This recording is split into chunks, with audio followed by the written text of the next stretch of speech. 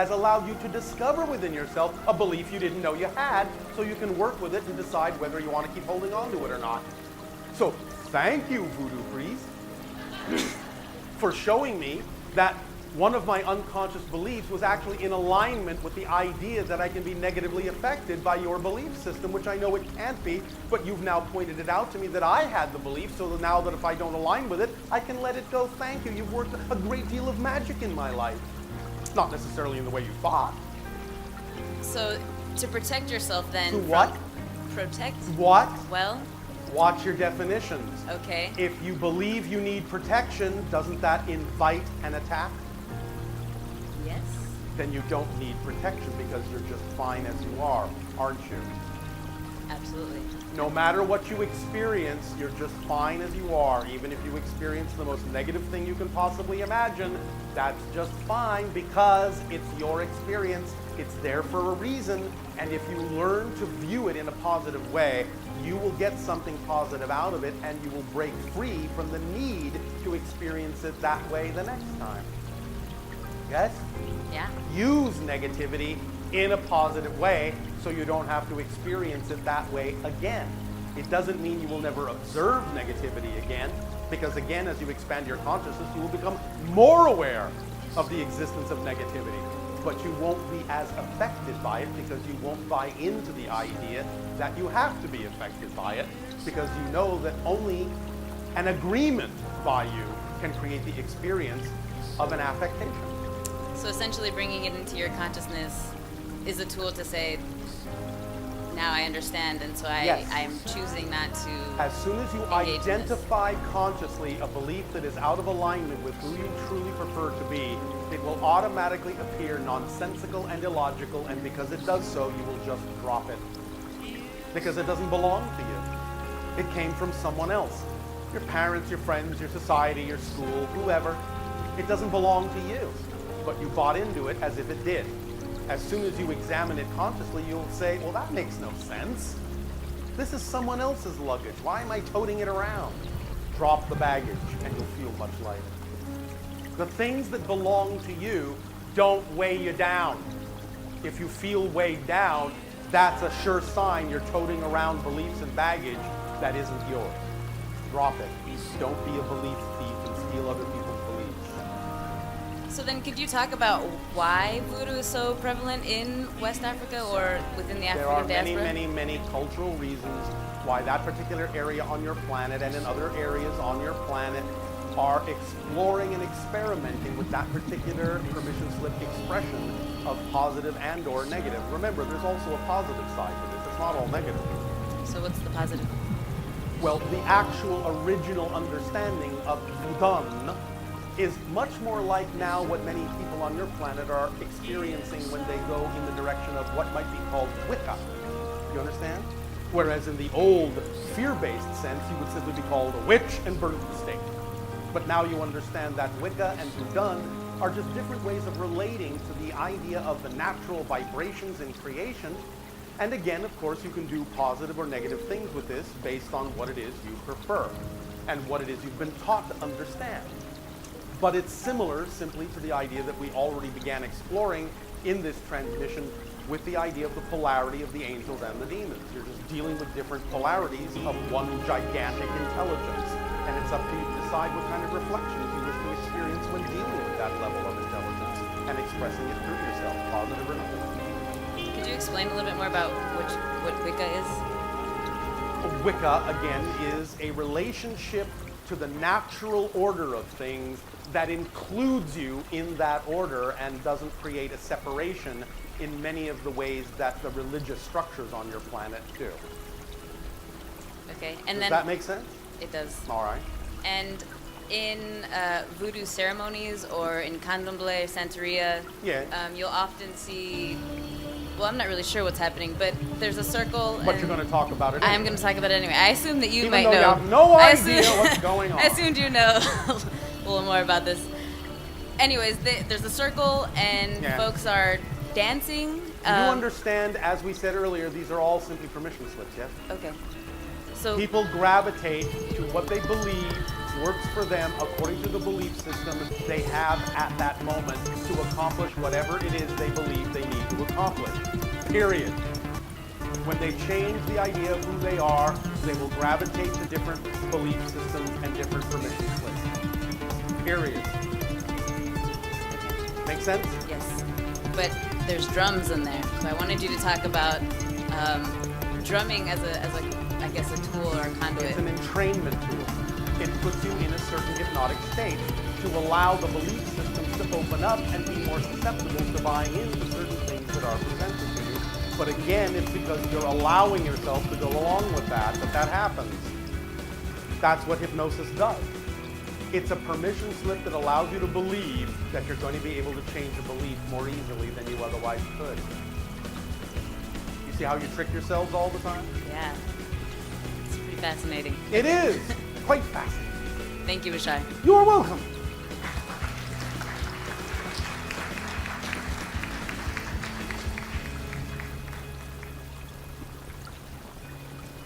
Hello, Bashar. And a you good day. Thank you for your presence and your wisdom. And yours as well, that we are allowed to reflect back to you all. Thank you. So I have questions on belief systems. Yes. This conversation has been wonderful. Oh, all right. My question is how to optimize letting go of belief systems. I just told you. I realize that.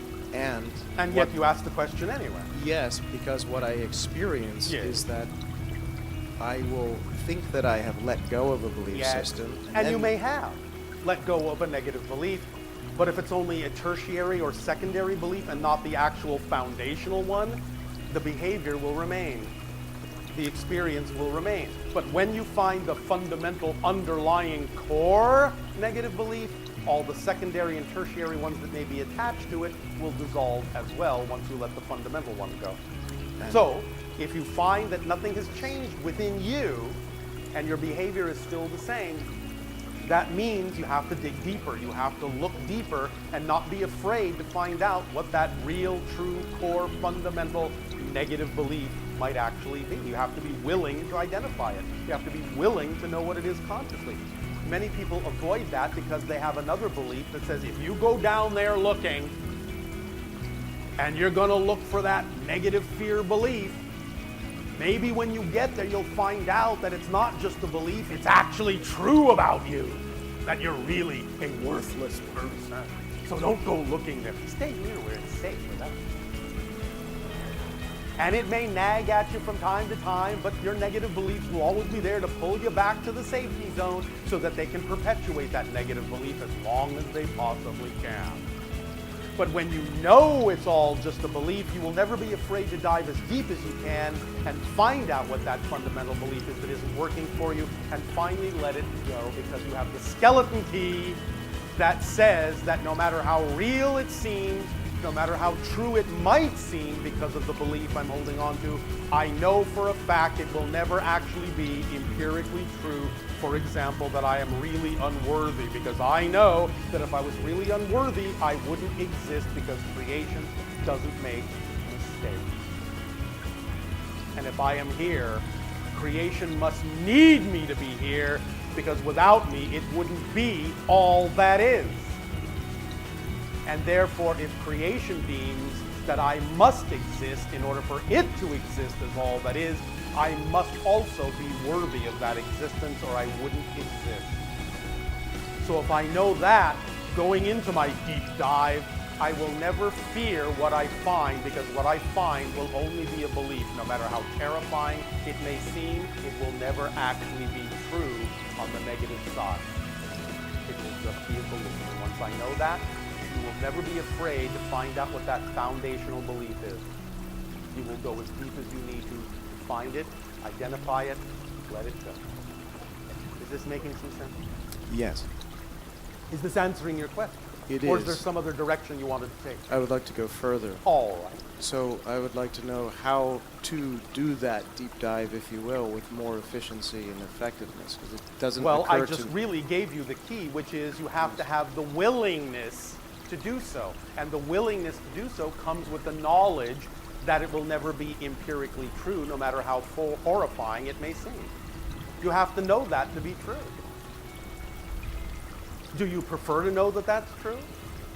It occurs to me that I don't have fear of the beliefs. It's that they arise occasionally, and I didn't even know that they were there. But apparently Of they course, are that's there. how it works. Exactly. So how do I be more efficient and effective By at acting finding on your them? highest excitement every moment that you can, with absolutely zero assumption as to what the outcome will be. Because when you act on the three-part formula of excitement that we just gave you, act on it, the most exciting thing compared to anything else at this moment, no matter what it is, to the best of your ability, till you can act on it no further, with zero insistence on the outcome or how you think you should go somewhere or get there or what should happen, zero insistence or assumption. You're using the formula appropriately, and when you use the three-part formula, you open up excitement as a complete kit. The complete kit of excitement contains that which supports you in all the ways you need to be supported to continue to grow in your excitement. It becomes the driving engine that promotes the growth and motivates you forward. It becomes the organizing principle that allows you to experience through synchronicity all the things you need to act on in proper place and time and proper order. It becomes the path that connects to all other expressions of excitement, no matter what form they may come in. It becomes the path of least resistance in your life, and it allows you to experience excitement as a reflective mirror that reflects to you anything within you you may be unaware of that is out of alignment with your excitement, so that you can identify it, let it go, and add that energy to your excitement and continue to expand. But you see, acting on your excitement is one of the things that actually most efficiently points out to you what is out of alignment with that excitement. Make sense?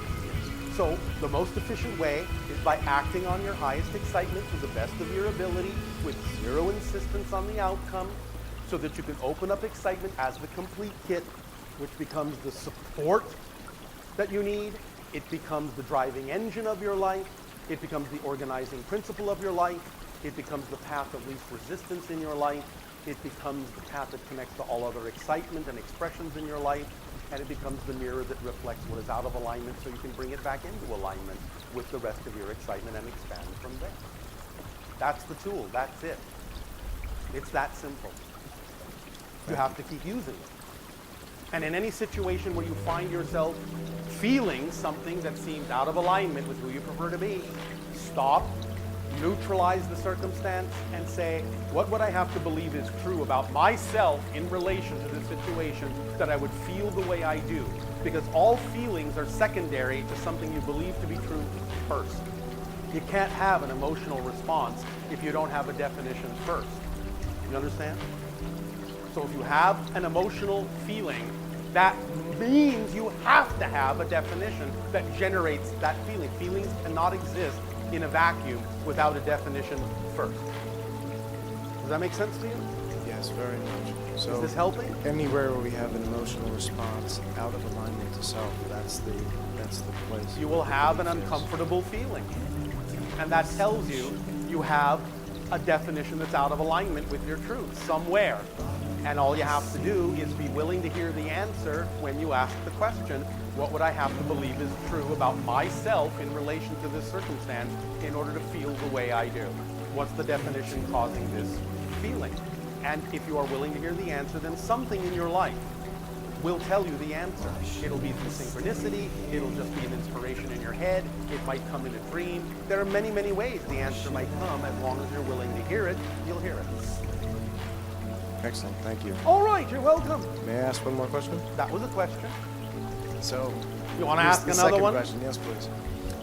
What is an effective and method for the lucid dreaming state? I've never There are practiced many, it. many different kinds of effective methods depending upon the belief system of the person. Now, we have recently delivered a very powerful permission slip tool that you can use, see if it works for you. It may not, it's up to you to decide.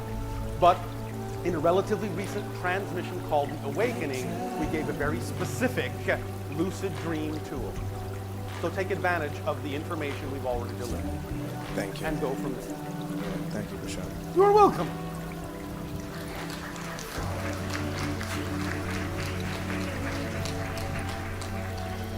Hello, Tadea. Nania.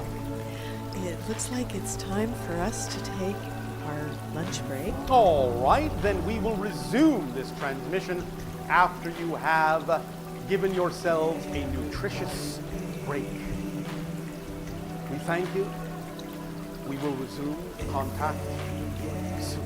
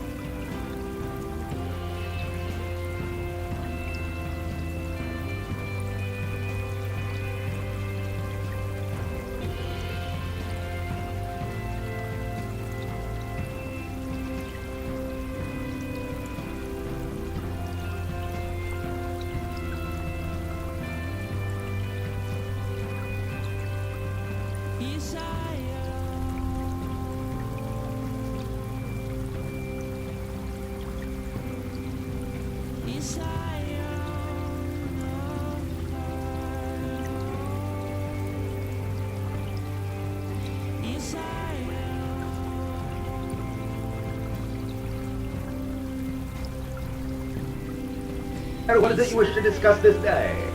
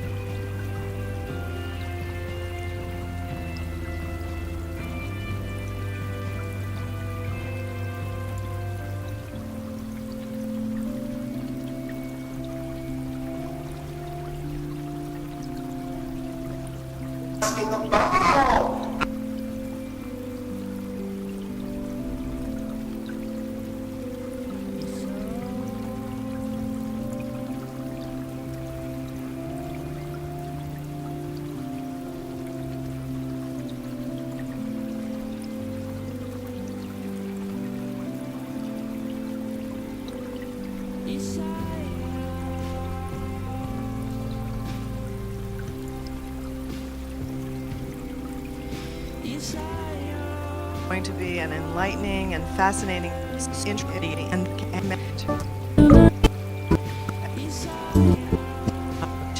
We would like to begin this transmission by titling it Game of Chess.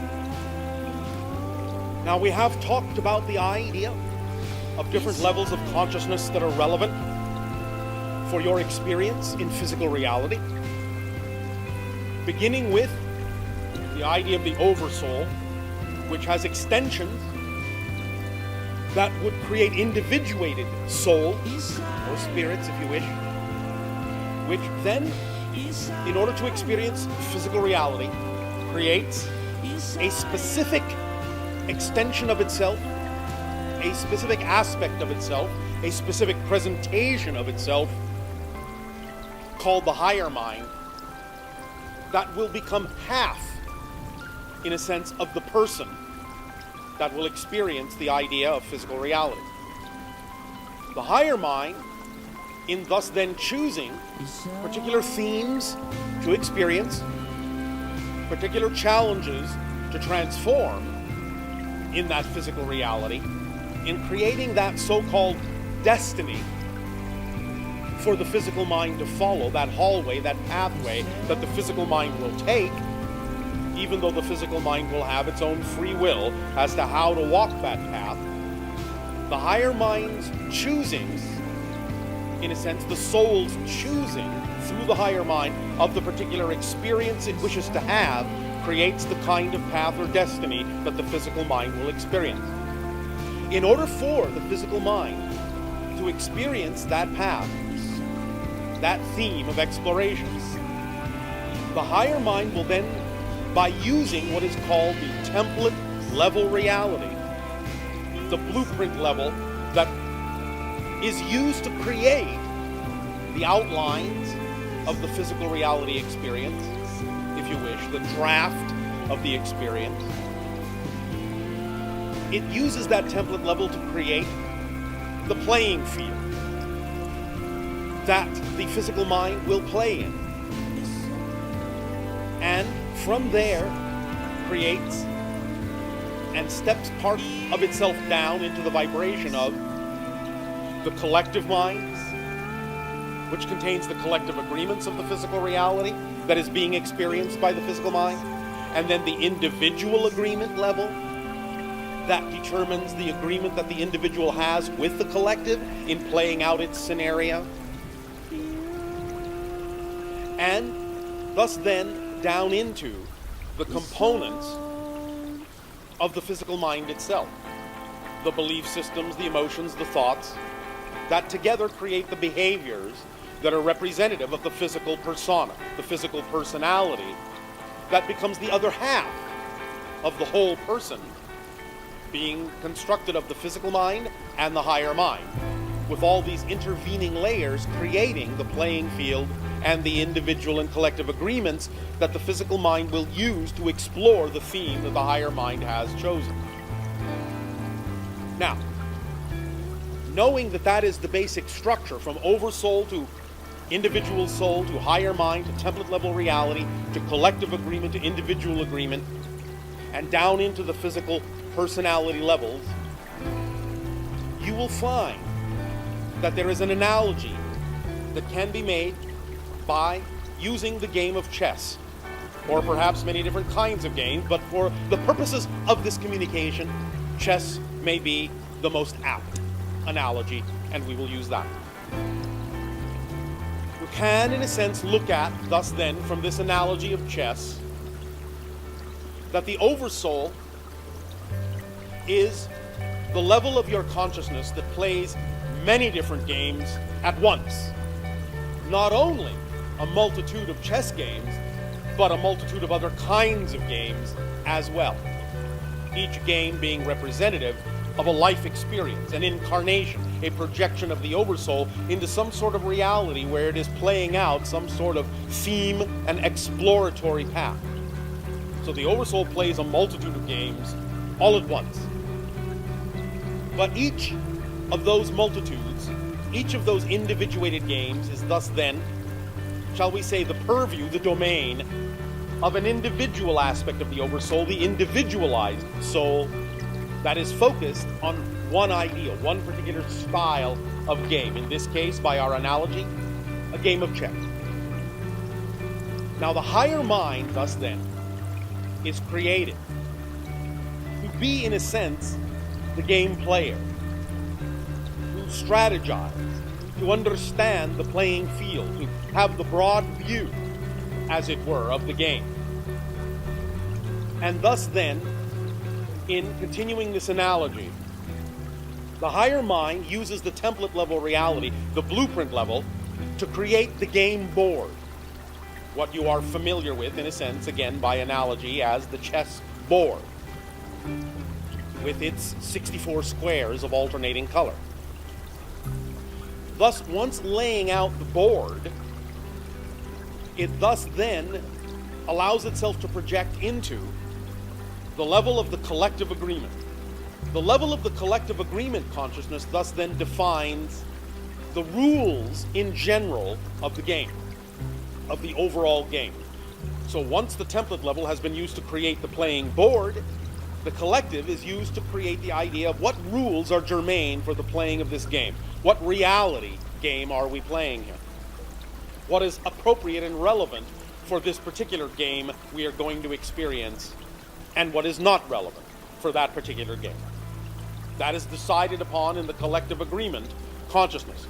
Such examples, such simplistic examples of the collective agreement rules for this game in your physical reality are such things as, generally speaking, most of you will experience the concept you call gravity.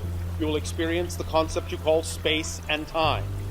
As a physical being, you will experience the concept of needing and requiring the idea of sleep, the idea of food, the idea of water, and so on and so forth, in order to perpetuate your ability to continue to play the game.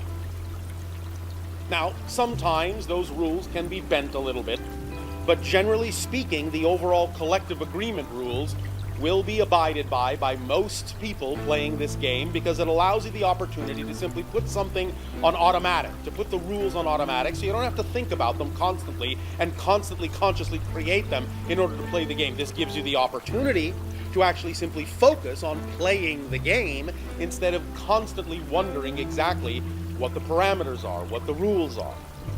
So once you learn the rules, once you instill the rules within you in an automatic sort of second nature way, then you can simply be on about learning to play the game better and better, more precisely, more clearly.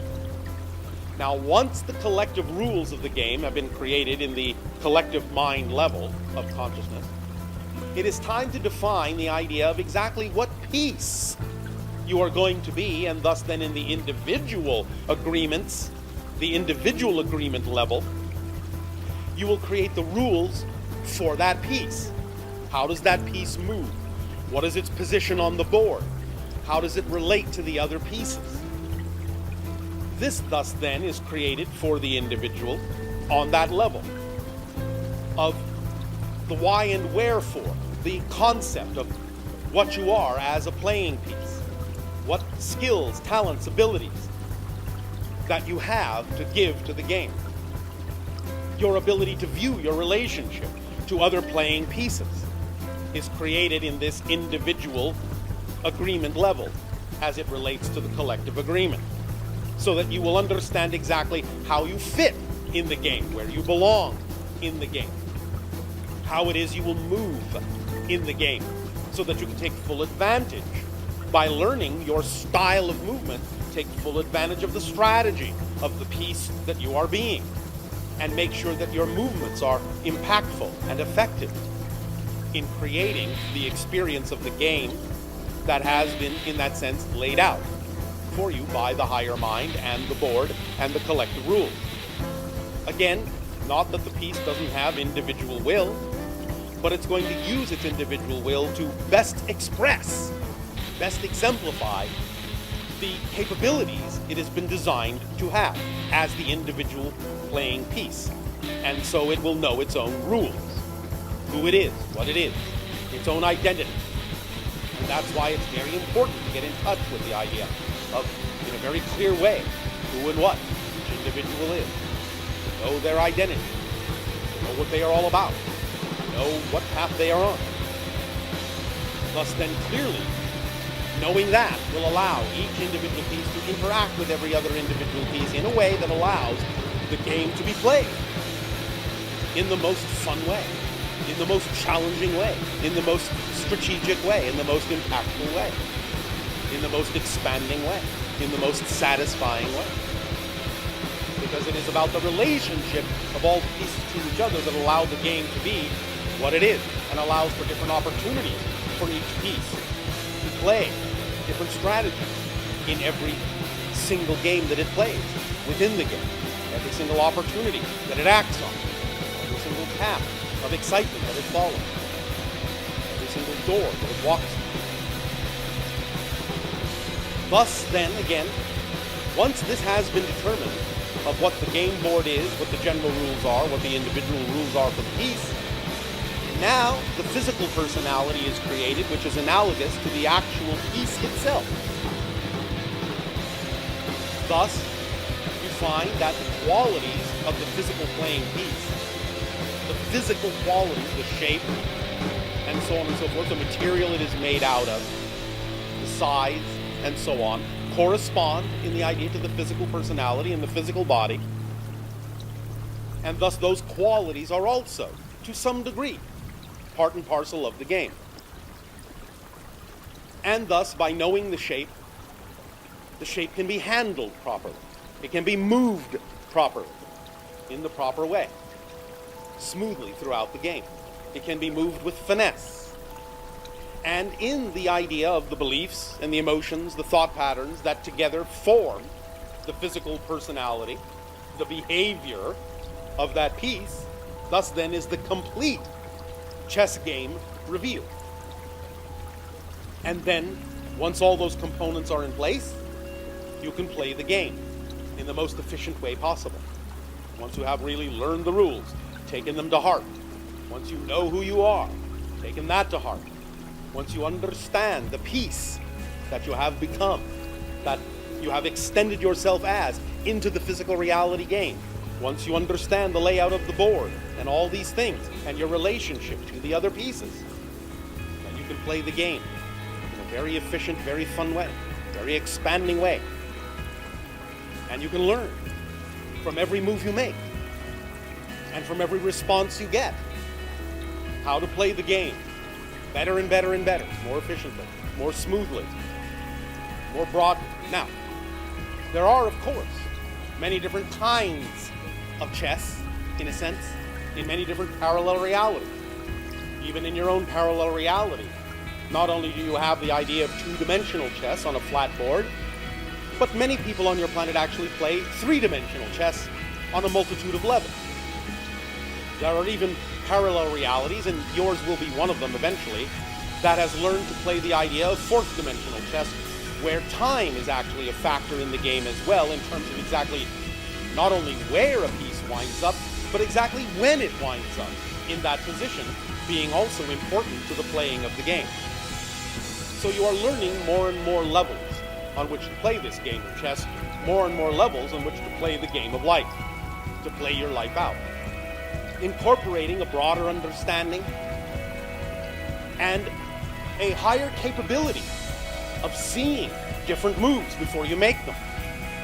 In a sense, when you talk about the idea of chess masters, looking ahead, 5 moves ahead, 7 moves ahead, 10 moves ahead, and understanding for both players what those moves could all be, what the probabilities are, all the possible combinations of what moves could be made ahead of moves that have been made. This is really nothing more than extending your senses into all the different parallel reality versions of that game, being capable of seeing them overlap in such a manner as to guide yourself through the parallel reality game stream that represents the one in which your player, so to speak, wins the game. This takes practice, of course. It takes the ability to open up to the idea of being able to perceive parallel realities in a variety of ways.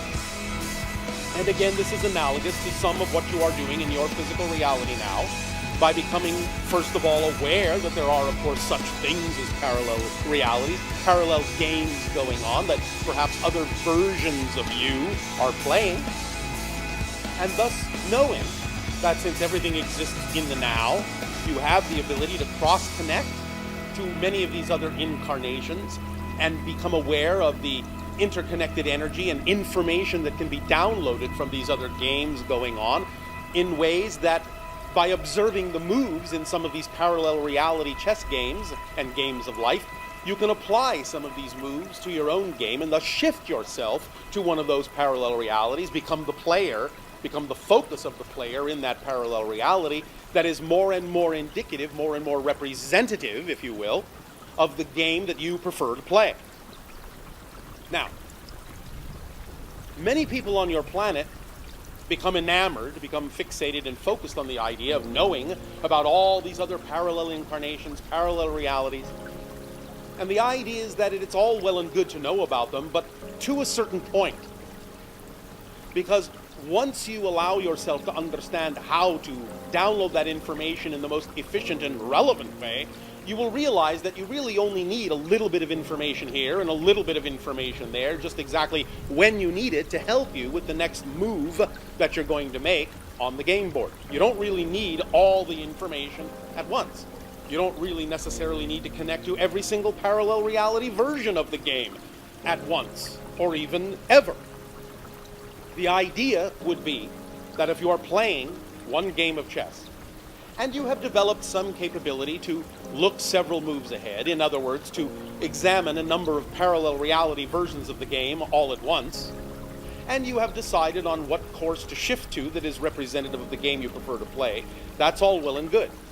But if you take it a little bit too far for its own sake, just for the sake of being aware of other versions of the game that may not necessarily be relevant to the game that you really truly need to play, that you really truly prefer to play, then you will simply clutter up the game board to such an extent that you won't have any capability of making any moves at all.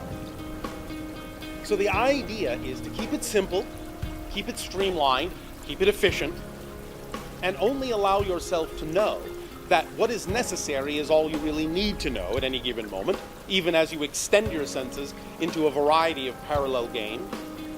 Allow the synchronicity in your life, allow the way in which the game unfolds naturally to show you, to demonstrate to you exactly how many moves ahead you really need to see, how many different versions of the game you really need to be aware of at any given moment.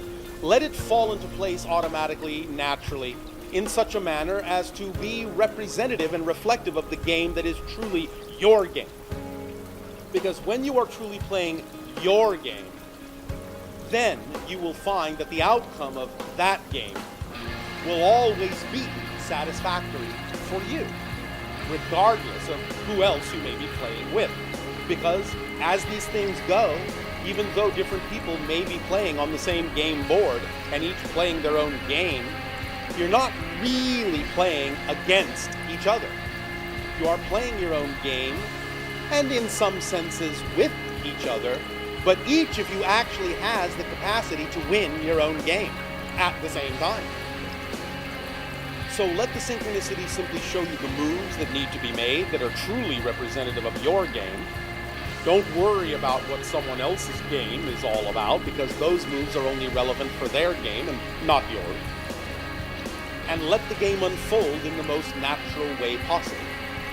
Now, again, many people may get fixated on the idea of looking at other games and other incarnations and want to know all about all of them all at once.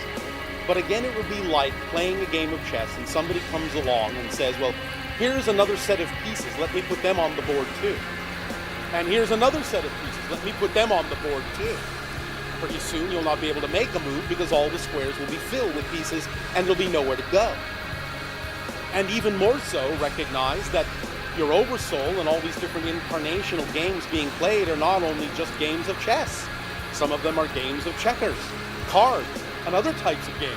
And so to ask for more information than you need would again be like someone not only coming along and placing 3 sets of chess pieces on the board, but also dumping a lot of checkers on the board and dumping a bunch of cards on the board and saying, now go ahead and play. You wouldn't know where to begin. It would just be a mess, a pile on top of the board. In fact, you wouldn't even be able to see the board anymore. So keep it simple, keep it streamlined. Play just the number of moves ahead that are really germane for you. Allow yourself to extend your senses by all means into the parallel realities that will allow you to download whatever information will give you the opportunity to decide which game, which parallel stream of games you really wish to shift to. Don't extend yourself too far. Stay in the present with the game and allow whatever information comes to you to be what information you need at that moment. And play it well. Play well with the information you have. Play well as the piece you already are. Learn that. Master that piece. And you will have mastered the entire game. Because as many of you who play chess know, it doesn't really matter what piece you may be playing. Be it the king and the queen, or the rook and the bishop and the knight and all the pawns. You know that even a pawn can win the whole game with the right strategic move.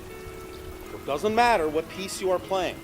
If you play it well and master that piece and look at the whole picture of the game and see how that piece fits in whatever game is representative of your relevant path, you will know that any piece that you happen to be is capable of winning the game.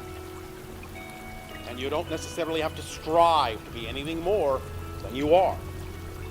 Now, conversely, in the idea that a pawn can actually win a game, you can understand holographically that each piece actually has the capability to some extent to enclose and contain and represent the abilities of all the other pieces, at least where it counts, in terms of the idea of whatever the final configuration is of that particular game you are playing within the overall game.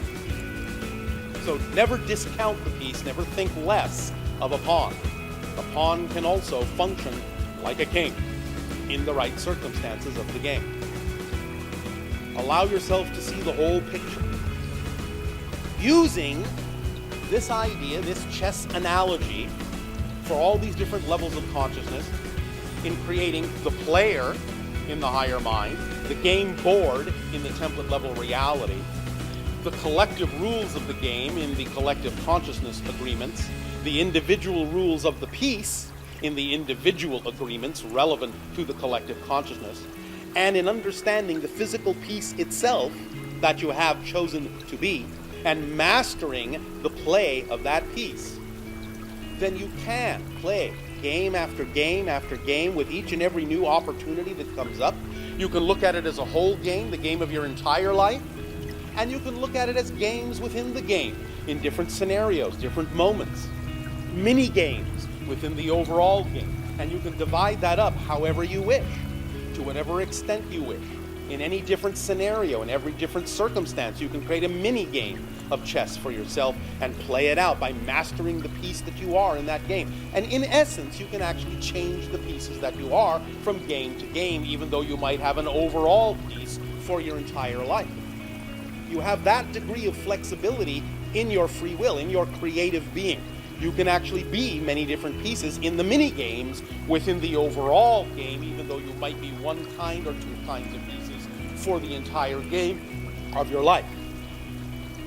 So be flexible in your imagination with this and use this analogy to your benefit in that way. One of the reasons we are now utilizing this particular analogy of all these different levels of consciousness is to give you an analogy you are somewhat familiar with, to anchor these different levels of consciousness, the oversoul, the individual soul / spirit, the higher mind, the template level reality, the collective consciousness, the individual agreements, and the physical persona. To anchor this chess game analogy to those concepts so that you can create a little bit more of a visual representation, a little bit more of a grounded, as you say, down-to-earth representation. And what would really be a good exercise to go along with this would to actually be to lay out a chessboard, to lay out the pieces, and even to play a game with someone, and in playing that game, really understand, really begin to feel all the different layers behind you, above you, that are creating this whole scenario. All the way up to the oversoul that is playing many games at once, to the individual soul that has chosen to play chess in this way, to the higher mind that has chosen to be the chess player, the strategist, to the actual template reality game board you see before you that is being created as your blueprint to play this game out as you play on the field of life, the board of life, to the idea of the general rules that you understand for playing the whole game, to the idea of the specific rules you understand for playing your particular pieces one at a time as you play the game and each of the rules that go with them, and to the physicalness of each piece, the size, the shape, the weight, the color, the material, how it feels in your hand when you move it, how it relates to the other pieces, not only your own, but also the other players.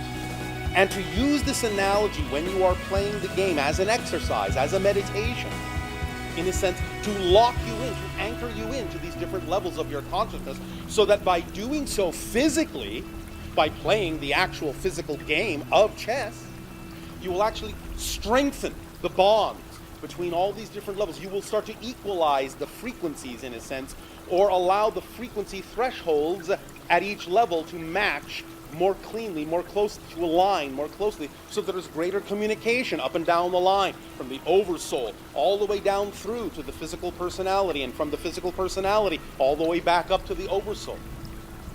So that thus then, as you play this physical game of chess, literally, you are also strengthening your ability to see your position in the game of life, and strengthening your ability to use your talents and express yourself strategically, efficiently, in a relevant way, in relation to all other pieces in a way that works best for you and works best for all the other pieces as well, in playing out certain games.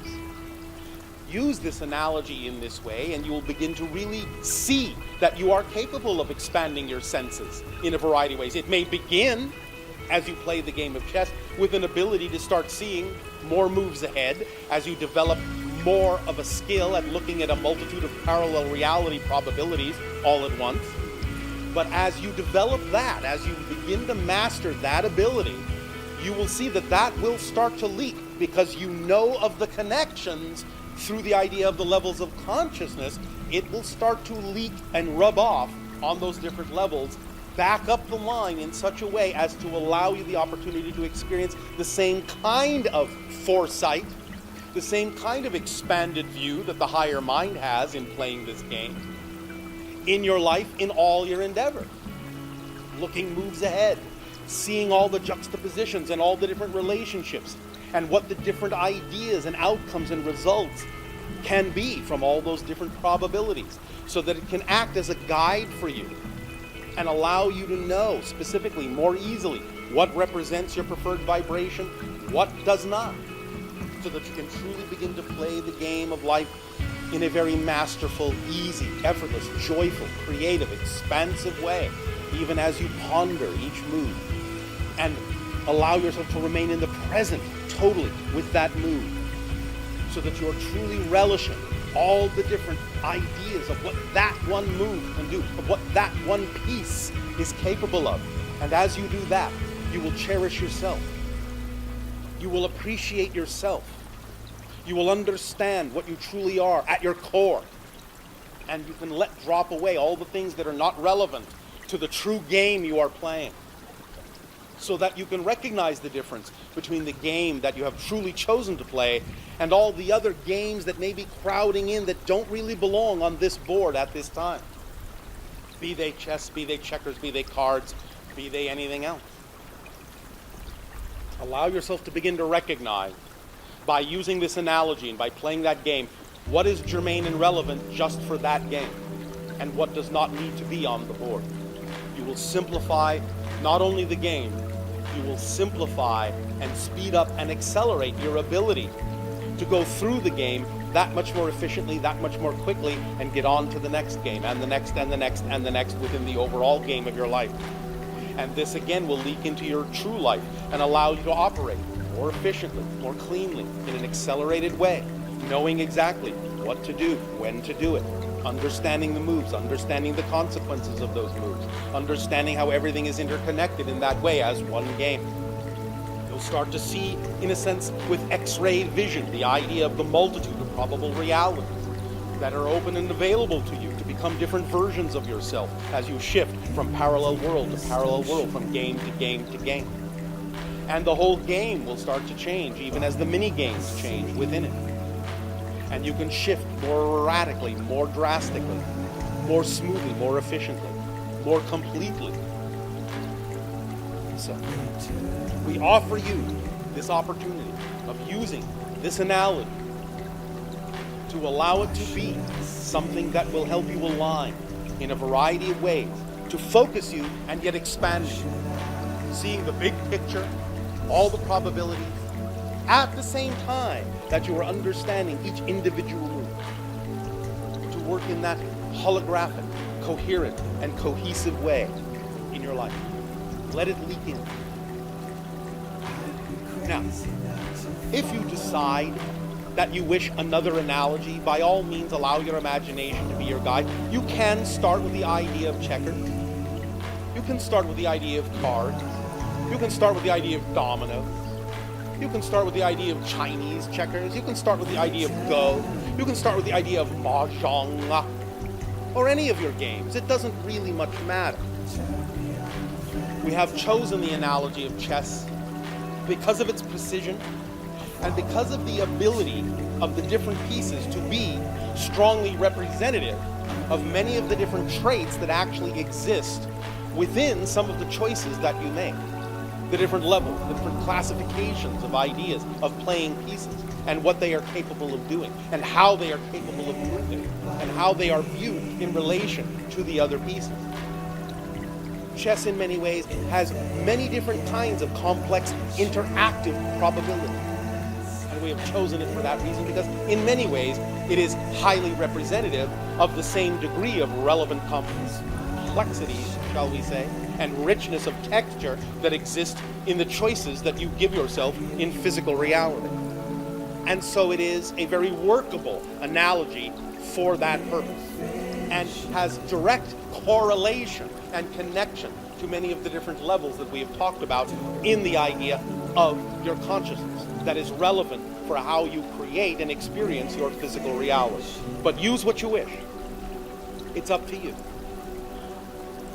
While at the same time, if you can learn to master chess using this analogy, It will be a little bit more of a refined and a little bit more of a precise way of connecting to some of those levels than checkers might be, or cards might be.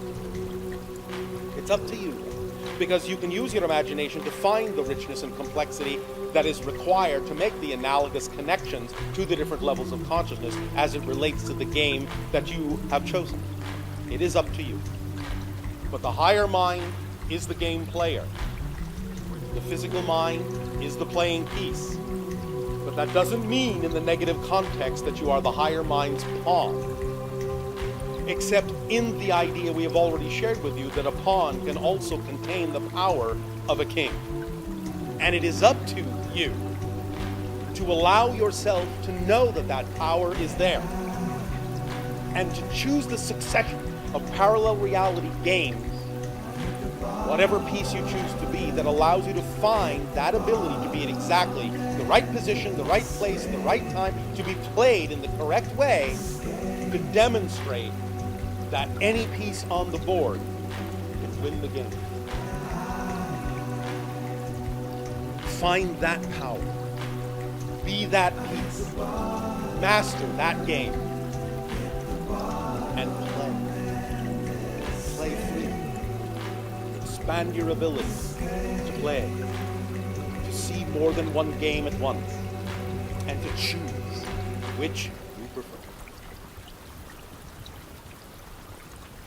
As we thus then proceed later in our live interactions with you, keep this analogy in mind. Whatever dialogues, whatever questions and answers we discuss, keep this analogy in mind. Allow yourself to apply this concept to the questions you may have or the things you may wish to share, so as to bring clarity and to bring connection to those different levels of consciousness in these dialogues, to help propel you forward and expand your senses and give you more of an ability, more of a skill to become a chess master and understand all the rules of the game very clearly within yourself, so that you will know what game you are playing and what game you truly prefer to play. And you will learn the difference. We will extend to you at this time our deepest appreciation for allowing us to share this concept with you. More of this concept will come out in the dialogues we will have in the live interaction. But for now, we wish to aid and assist you by letting this concept sink in, by imagining now, if you will, for a moment, this chessboard with its 64 alternating squares, and imagine, if you will, the playing pieces on that board, and understand that these playing pieces are made out of your energy. They are you. And allow yourself to examine from both sides all the playing pieces facing each other, the white and the black, whatever the opposite color may be.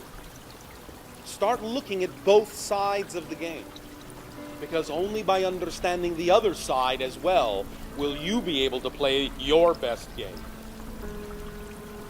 You cannot really win by playing against the other side, but you will win when you learn how to play in alignment with the moves that the other side is making, in such a way, like what you call a martial art, that you match that energy, match that movement, match that frequency so precisely, so perfectly, so masterfully, that it requires hardly any effort at all to position your piece in the winning position. It's really learning about who the other player is and what all the other pieces are attempting to do that allows you to play your best game. Even though in some senses, on Earth, as you do these things, it may seem to be adversarial, you may think of the other player as an opponent, but but they are not. They're another aspect of you. And the pieces that are facing you, coming toward you, coming your way across the board from the other side, in many ways are your pieces too. Polarity is also expressed in this game. And it is very, very wise and very efficient way to play the game of chess to fully understand exactly all the probabilities of the other pieces coming toward you as well. For only understanding the polarity, only fully understanding the potential of all the pieces on the other side, their perspective, their point of view, that they also bring to the game, that both of you, in a sense, can win. And this is another type of chess altogether. A fifth-dimensional type of chess, where every player actually wins simultaneously. There is a way to actually play the game that way, with that outcome. We'll get into that another time. But keep that in mind. For it's a total game, and all the pieces are reflections. And you are simply playing yourself. Thank you for allowing us to share this idea with you. And we will continue this analogy to whatever degree is appropriate and relevant in our exchanges upcoming in this transmission. You may thus then enjoy a short break, and we will connect with you in what you call live fashion in moments.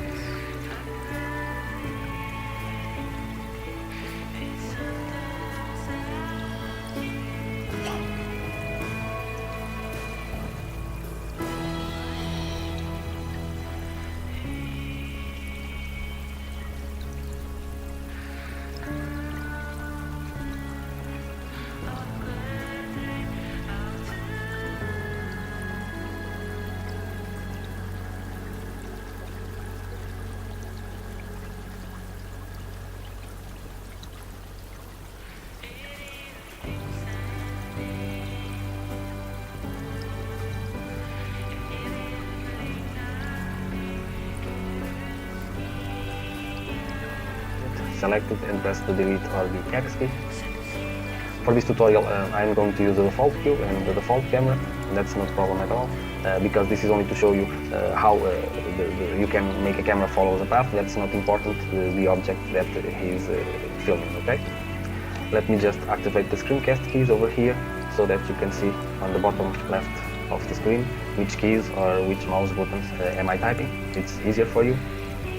And the next thing that we need to do is to select the camera and press the M key, go to the item menu and adjust the rotation to 90 degrees.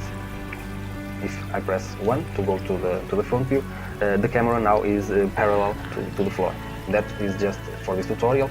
You will need to make these settings according to your needs. So now that we have done that, we need to create the path that we want the camera to follow. You can create a custom path according to your taste or to your own needs, but for this case, just to show you how it works, select one vertex. Okay. Now that you have selected that vertex, press Shift S and select the option Cursor to Selected. I have made this because I want the cursor to be here, because I want that the camera will go here too. So the next thing that you need to do is to select the camera, press Shift S again, and after the circle is created, just to show how it works, we are going to use the circle. After the circle is created, click on Tab to enter in edit mode and select one vertex.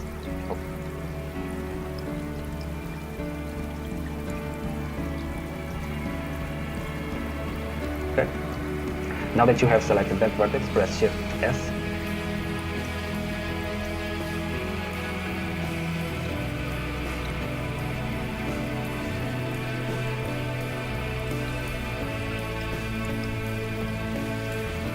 and select the option Cursor to Selected.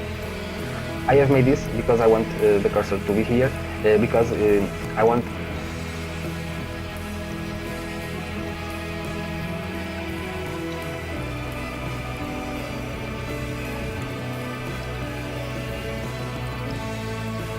that the camera will go here too. So the next thing that you need to do is to select the camera, press Shift S again, and selection to cursor. Now that we have our camera,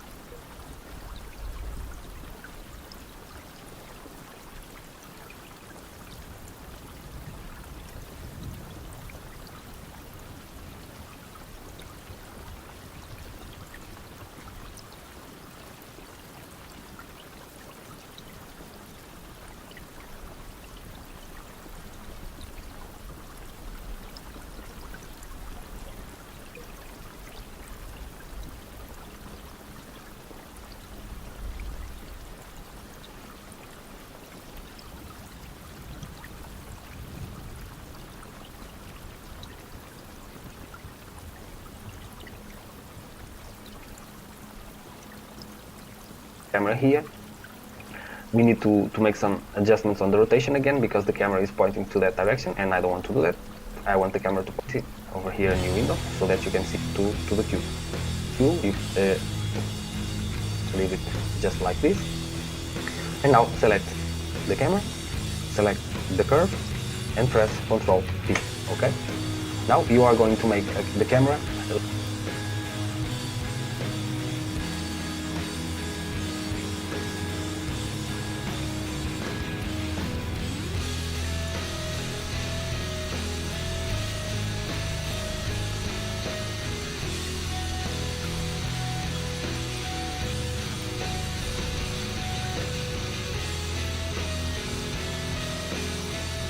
linked to the curve. And now the option that you need to select here is follow path. Okay, let me just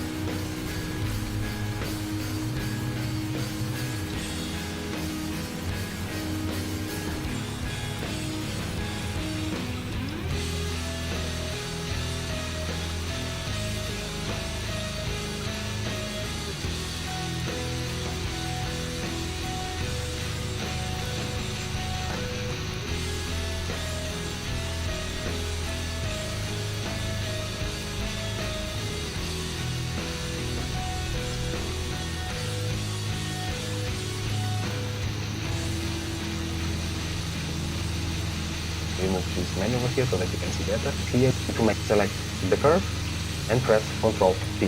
Okay. Now you are going to leave it just like this. And now select the camera, select the curve and press Ctrl P. Okay. Now you are going to make the camera linked to the curve. And now the option that you need to select here is follow path. Okay, let me just remove this menu over here so that you can see better.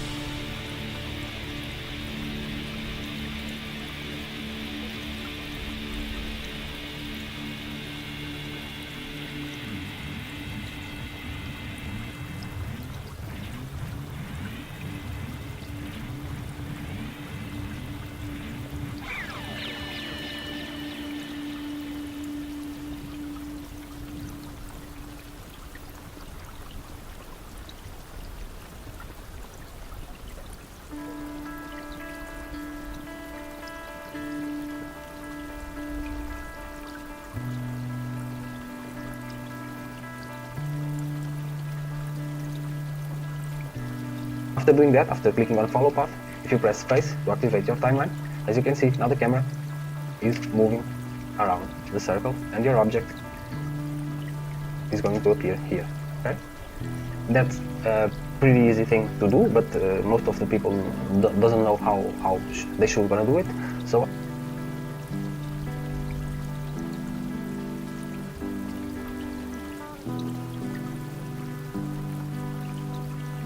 Alright, so I thought I'd do a really quick tutorial on how to show you how to use multiple cameras in Blender. Selecting this camera over here, Shift B, bringing it all the way to this side, and rotating it in the opposite direction. So we've got two cameras in LC. The next thing we want to do, just so that we can visually see this, is change to window view mode. I'm currently using cycles, but you can use EV, it makes no difference.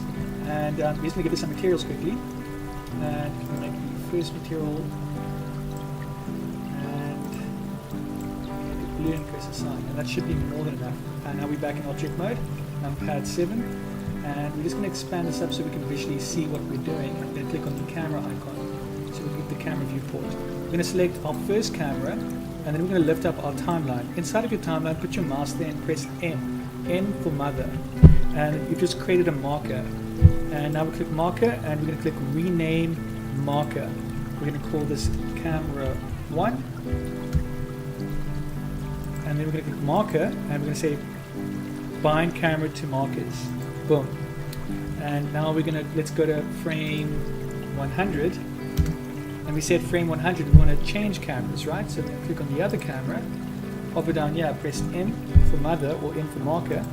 And we're gonna click rename marker, and we're gonna call this camera 2.